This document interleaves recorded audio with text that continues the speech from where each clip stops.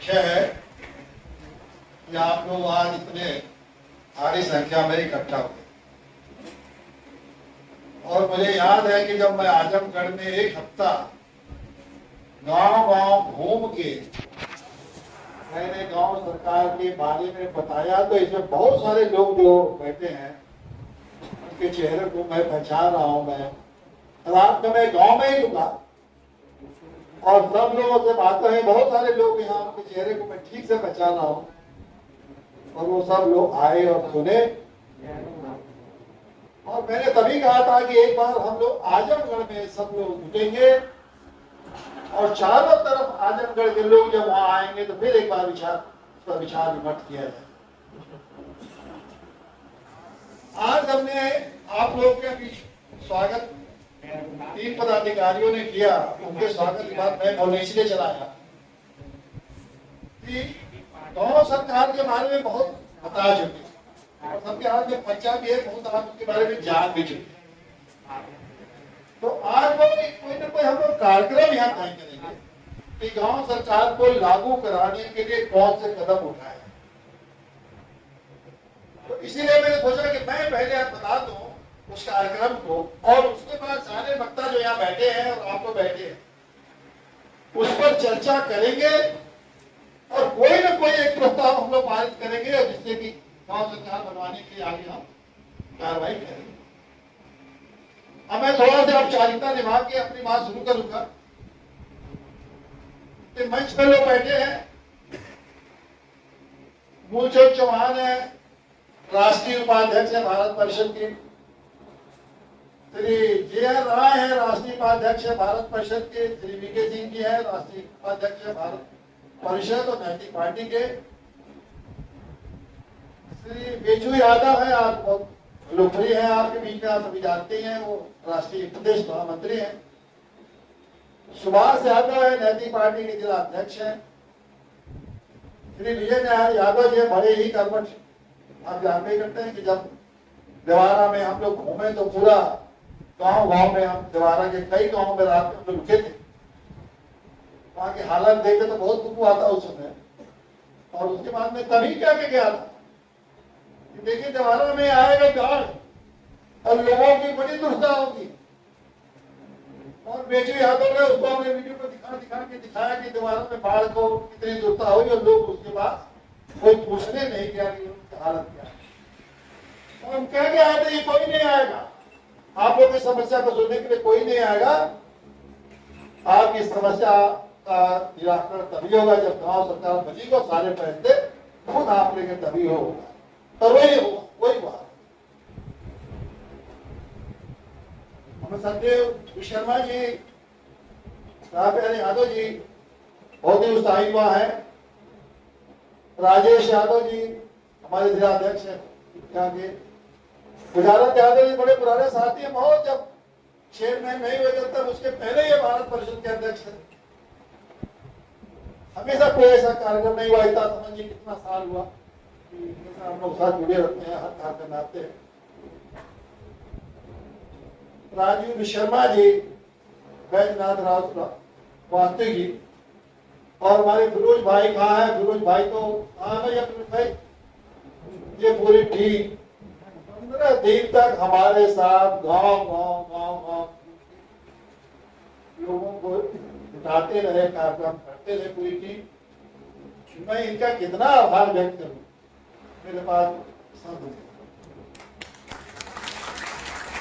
पूरे गांव तक गांव गए और एक दिन में 4-4, 5-5 मीटिंग करते थे। हमारे पहुंचने के पहले अपनी मीटिंग में पहुंच जाते थे अपनी टीम को और अपने उन्होंने गांव सरकार पे खुद गाना बनाना, खुद उसको तैयार करना, अपने टीम के साथ गाना बहुत मुश्किल काम है। अब आसान नहीं है, लगता है कि बताइए कम से कम 20-25 गाँव हम लोग में कार्यक्रम करता।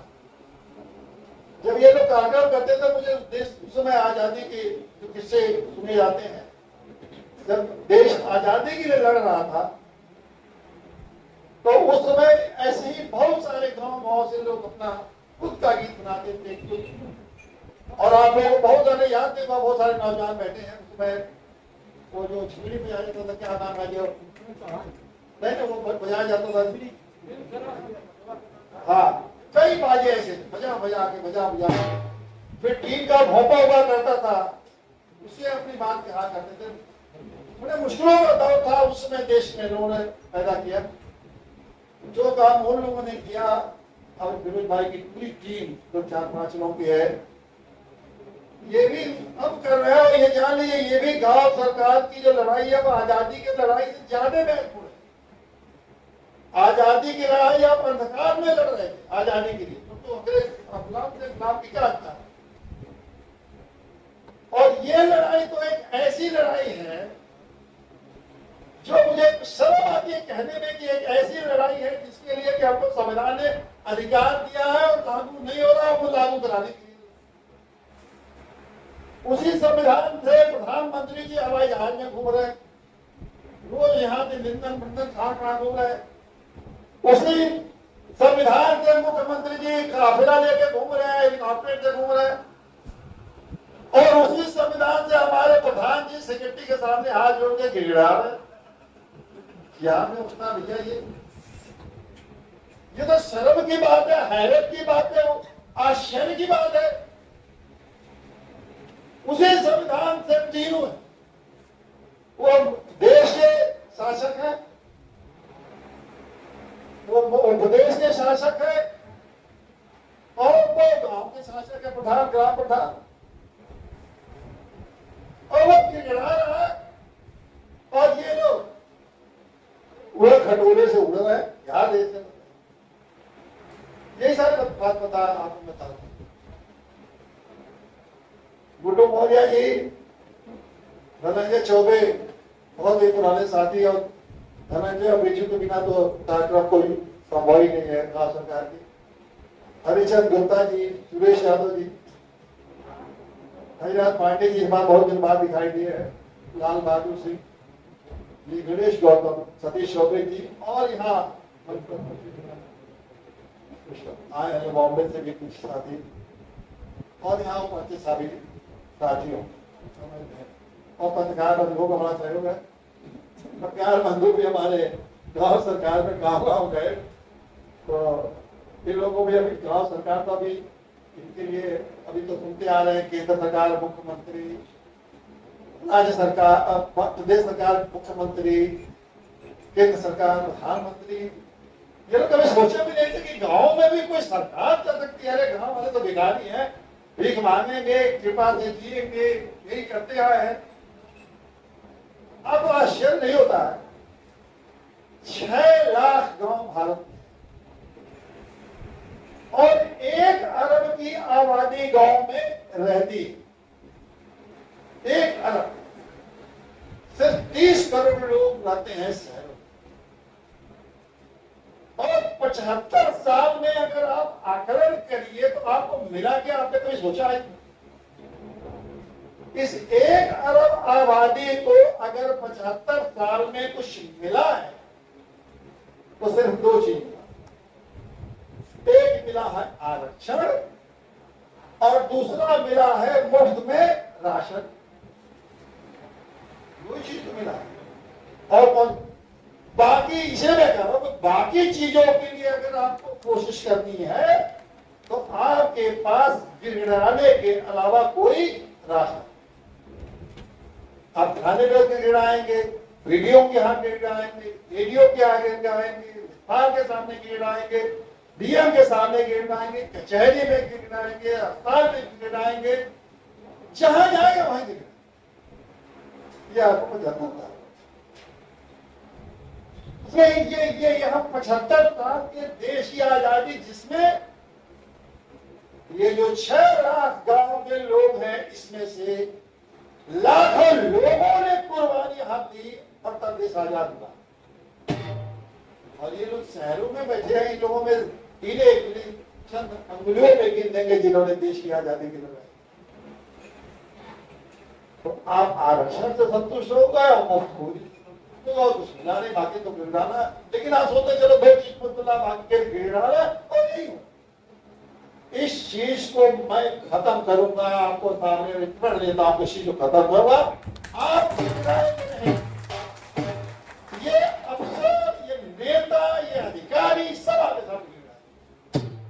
दिन अवस्था में आपको नहीं गिरेगा। एक दिन आएगा कि मंत्री आपके सामने आएगा कि प्रधान जी गांव वाले बताइए कि मैं आपके गांव में आ सकता हूं, तो नहीं आ। आप कहेंगे कि हम अनुमति देंगे कि ना नहीं, इस पर विचार करेंगे तब अनुमति देंगे, तब आए। विधायक आपके गांव में नहीं आएगा जब तक आप अनुमति नहीं। कलेक्टर आपके गांव में नहीं आएगा जब तक आप अनुमति नहीं। मुख्यमंत्री भी नहीं आएगा आपके गांव में जब तक आप अनुमति नहीं। प्रधानमंत्री भी नहीं आएगा जब तक आप अनुमति नहीं देंगे। ये गांव में सरकार और ये संविधान ने किया है, तो मैं बताऊंगा कि कैसे संविधान ने, लेकिन आपको उसका आभास नहीं है। क्योंकि मैं वही कह रहा हूं कि आप तो दो चीजें खुश हैं कि आरक्षण मिल गया और एक मुफ्त में राशन और मुफ्त में और दो चीजें खुश है। वही आपका भोलापन, ये भोलापन कोई आपके नहीं है, हजारों साल से भारत की संस्कृति जो भोलापन है आपका, उसी का फायदा उठा दिया है। यहाँ पे हजारों साल की संस्कृति का भोला, उसका फायदा उठा रहे हो आप भोलेपन का। तो इसीलिए मैंने कहा कि आप किसी के भीख नहीं मांगा। जिस संविधान से प्रधानमंत्री बने, जिस संविधान में बात के दौरान, उसी संविधान से आपको अपने गांव का राज्य चलाना है, सरकार चलाना है। लेकिन इन लोगों ने आपको ऐसी जगह खड़ा कर दिया कि आप क्या भिखारी और दयापन। आज में एक बहुत गंभीर बात है जो मेरे बयान को वो सावधानी से और दुनिया गंभीरता से विचार, मैंने कहा दो चीज मिला। आज 75 साल में देश कैसा बना, कभी आपने सोचा है कि देश 75 साल कम नहीं होता है। 5 पीढ़ियां भी जाती है, 5 पीढ़ियां भी जाती है 75 साल में। कितने लोग तो नाती पोता हो गए सर जिसके आप तो जितने बैठे हैं इसमें तो पहले देश की आजादी के समय के साथ शायद ही कोई हो जो उस समय देश के हालात क्या हुआ आपको मालूम, आप भूल गए, इसलिए उसको चिंता नहीं। बहुत बड़ा समय होता है 75 साल में आपको क्या, संविधान ने कहा कि आपको सम्मानपूर्ण जीने का अधिकार है। सम्मानपूर्ण, खाली जीने का अधिकार नहीं,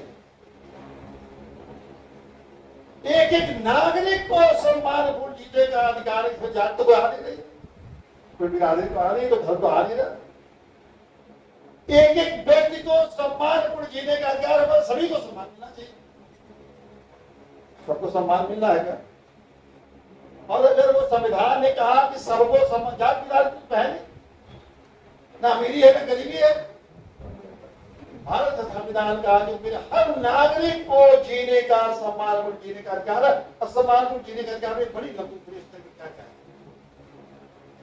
आप देते हैं क्या सम्मान? हमारे सबको सम्मान। अगर महसूस होता है कि हम गांव में रहते हैं तो बड़ा इज्जत है, मेरी बड़ी सम्मान है। अगर इज्जत और सम्मान रहता तो सिपाही की हैसियत है कि आपको बुलाता है इधर आओ। एक बता रहा था कि हमें हाल में हम रास्ते में क्या बता,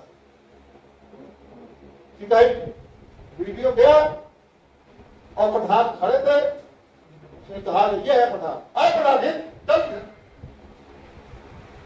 अरे भैया प्रधान की जब ये हालत है तो आपका क्या वीडियो की हैसियत है?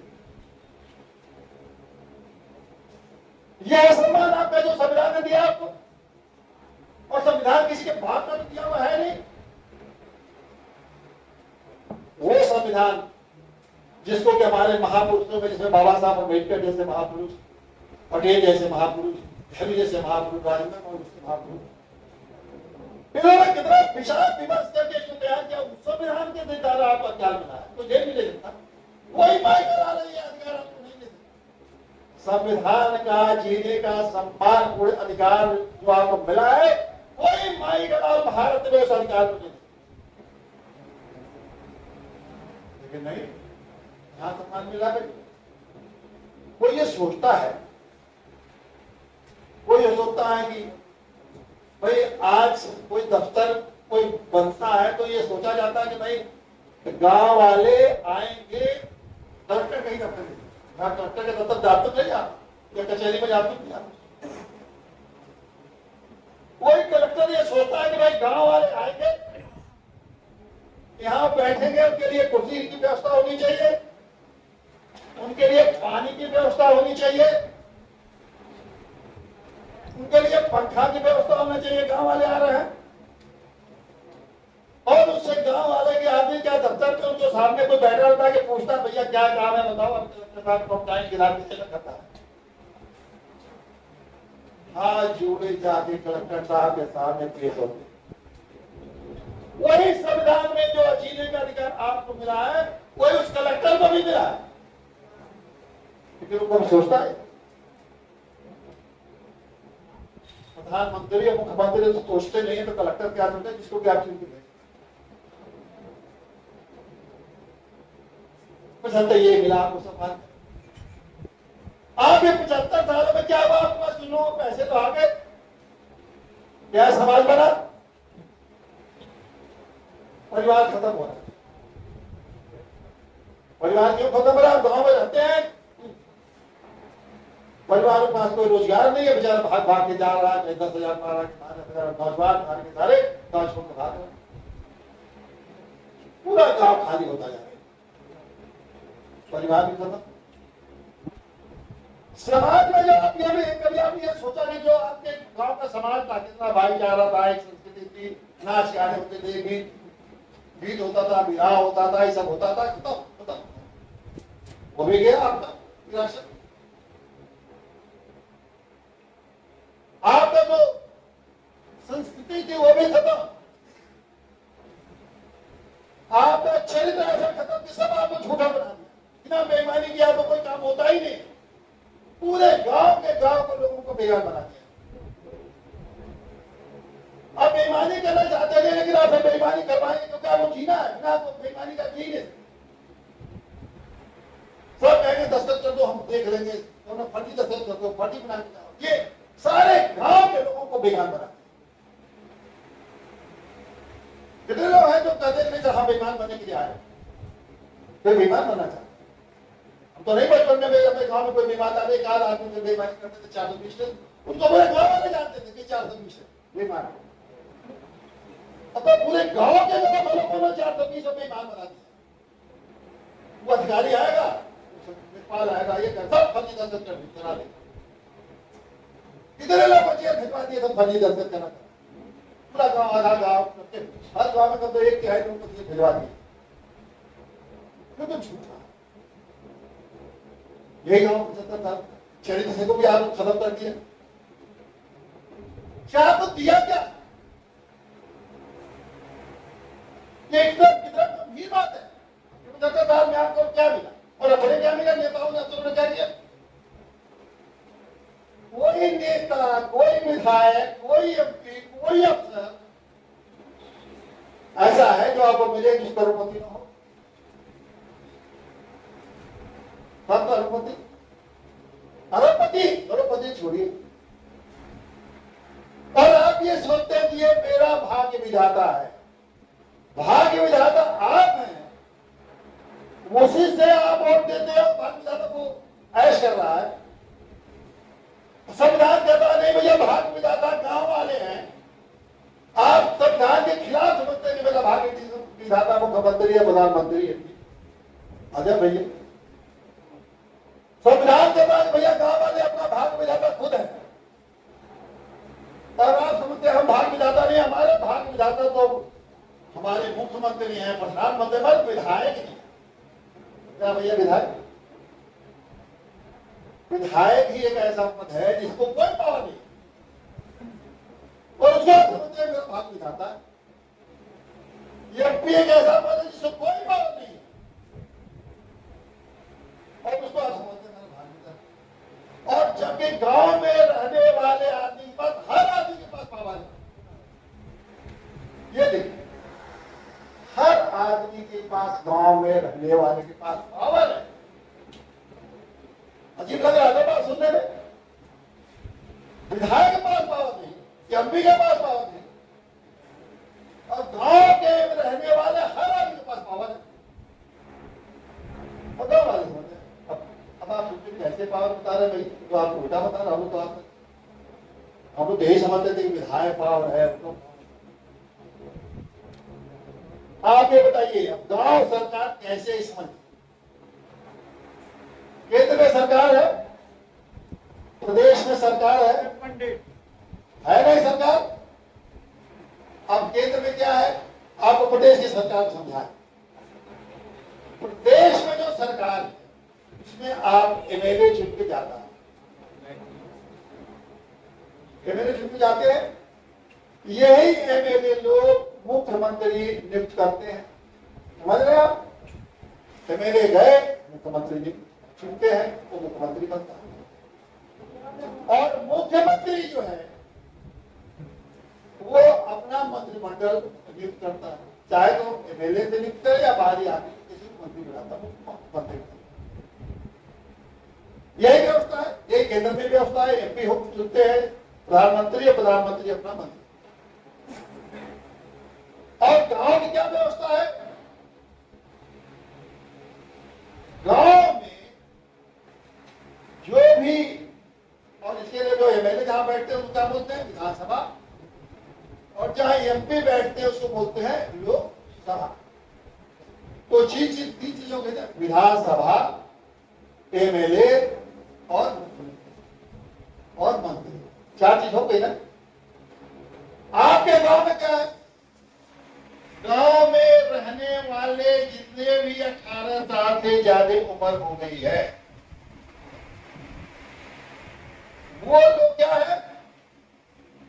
वो गांव सभा के सदस्य, यानी कि जैसे विधानसभा के एमएलए सदस्य होता है उसी तरह से आप सभी लोग गांव में रहने वाले 1000, 2000, 3000 आदमी अपने गांव सभा के सदस्य, मतलब अपने गांव के आप भी एमएलए है। समझ गए? एमएलए है। तो हर एमएलए जैसे मुख्यमंत्री चुनता है वैसे ही आप भी अपने गांव के प्रधान को चुनते हैं। तो आप हो गए एमएलए और आपने चुना एक मुख्यमंत्री, अपने गांव का वो प्रधान। दो बातें होंगी। अब आपका मंत्रिमंडल क्या है ये समझ लीजिए। अब जिनको वार्ड के सदस्य आप चुनते हैं हर वार्ड से, वो है आपके गांव का मंत्रिमंडल। दुनिया में कोई भी ऐसा व्यवस्था नहीं है, ये जान लीजिए, वो ध्यान से सुनिए, समझिए, जहां की मंत्री चुने हुए देश के मंत्री मुख्यमंत्री बनाते हैं मंत्री को, जब चाहे काम करके अपने मंत्रियों को निकाल देते हैं। जब चाहे मुख्यमंत्री अपने मंत्री को बात पकड़ के निकाल बाहर देते। लेकिन गांव में आप अपने मंत्री को कोई भी प्रधान चाहे तो हटा नहीं। तो गांव का प्रधान हो गया मुख्यमंत्री, मंत्रिमंडल हो गया चुने हुए वार्ड के सदस्य, और आप हो गए एमएलए। और इसको संविधान में अनुसूची 11 है, उसमें आपको 29 विभाग दिए गए हैं। 29 विभाग राज्य सरकार को दिए गए, 66 विभाग पूरे प्रदेश में चलाएंगे। केंद्र सरकार को दिए गए हैं 99 विभाग, वो चलाएंगे। और गांव के लोगों को दिया गया है कि 29 विभाग को गांव वाले चलाएंगे। 29 विभाग एक विभाग नहीं है। और वो जो मैंने पॉम्पलेट दिया है उसमें लिखा है, आप पढ़िएगा कि वो 29 विभाग कौन कौन है, जिसमें आप अपना स्कूल भी चलाएंगे, अपना अस्पताल भी खोलेंगे, अपना पशुपालन भी करेंगे, अपना कृषि भी करेंगे, अपना लघु उद्योग भी खोलेंगे, अपना गरीबों को मदद भी करेंगे, आप अपना विकास की मदद करेंगे, पिछड़ों की मदद करेंगे, महिलाओं की मदद करेंगे, छोटे बच्चों की मदद करेंगे। ये सारा विभाग है आपके पास। हाँ, आपको पता है। और जब तक आप अपने गांव के सदस्य, मतलब जितने विधानसभा गांव सभा के सदस्य प्रस्ताव पारित नहीं करेंगे, तब तक प्रधान या मंत्री की हैसियत, गांव के प्रधान की और मंत्री की हैसियत रही है कि वो उस पर कार्रवाई करें। 75 साल या जितने लोग बैठे हैं भैया, कभी आपसे किसी ने पूछा गांव में आके कि को मास्टर नियुक्त करना चाहिए। किसी ने पूछा कि गांव में कोई एम्बुलेंस खरीदना है भैया, खरीद दिया जाए कि नहीं।